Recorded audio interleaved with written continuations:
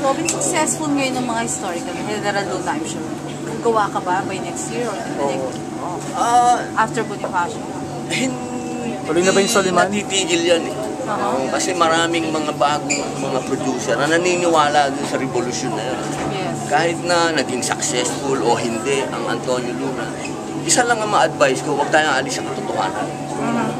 Kasi pagka umalis tayo sa katotohanan, hindi na historical ang ginagawa natin, bulahan na. Kailangan, pag naglahad tayo ng tungkol sa kasaysayan, huwag tayo lalabas dun sa tunay na nangyari. Huwag tayong magpagamit sa mga kinakalaban nating politiko. May flashback kasi yung sa series ng movies na gagawin after General Luna. Makikita mo namin si Bonifacio. May usapan na ba? Isa producer na. Okay. Oo, wala. Siguro, So open ka doon? Oo, walang problema sa akin. Basta, pag pinadala mo sa akin ng script, kailangan totoo.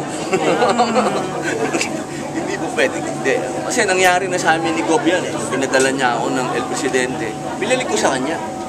Sabi ko sa kanya, hindi nangyari to. Hindi ginawa ni Bonifacio to. El Presidente. Yun ang unang-unang ano namin ni Gob. Pero may mga eksenang na sugarcoat. Nag-exagerado iba eksena ni Bonifacio. Parang naging masyadong bias pa. Parang bayani din sila. Ako, sana lang maliwanag naman natin. Huwag naman natin masyadong ganyan sa masa.